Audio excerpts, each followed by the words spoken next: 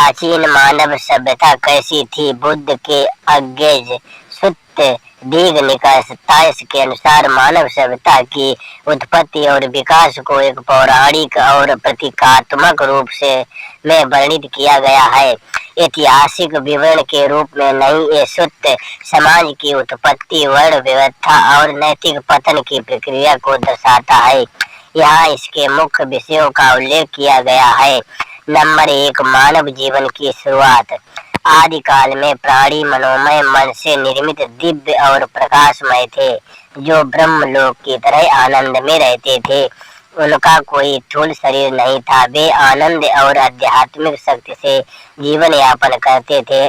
उस समय लिंग, वर्ण या सामाजिक भेद जैसी कोई अवधारणा नहीं थी। नंबर 2, भौतिक शरीर का विकास।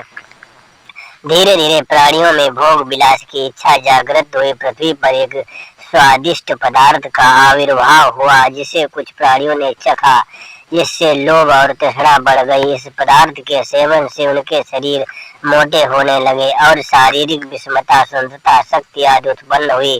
लिंग भेद प्रकट हुआ, जिससे कामेच्छा प्रजनन की प्रक्रिया शुरू हुई। नंबर 3, समाज का गठन।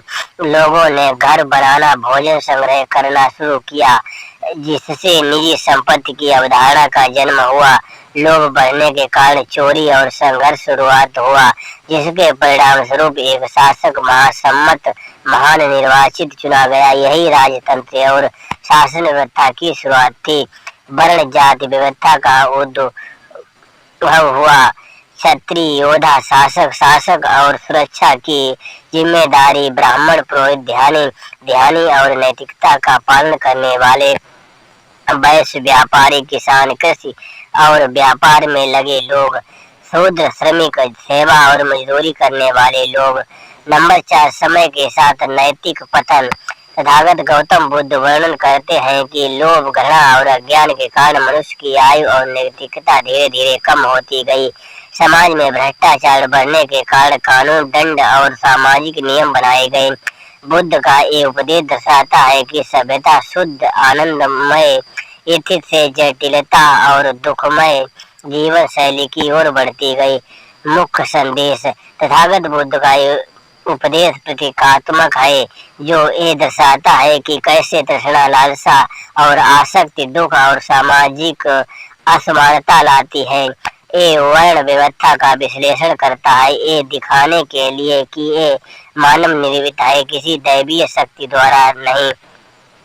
तथागत बुद्ध ने वर्ण व्यवस्था का विश्लेषण तो किया, परंतु उन्होंने इसे अस्वीकार कर दिया, क्योंकि ये पूरी तरह मानव रचित है।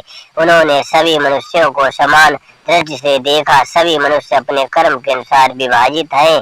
सभी मनुष्यों का जीवन सुखी हो सकता है यदि वे कुशल कर्म करें। सभी मनुष्य दुखी भी हो सकते हैं यदि वे अकुशल दुष्कर्म करें। इस प्रकार नैतिक पतन का मूल कारण तृष्णा, लालसा और अविद्या अज्ञानता है। बुद्ध का उद्देश्य केवल ऐतिहासिक तथ्य बताना नहीं था, बल्कि दुख के मूल कारण और मोक्ष के मार्ग को समझाना था। सभी का कल्याण हो। नमो बुद्धाय।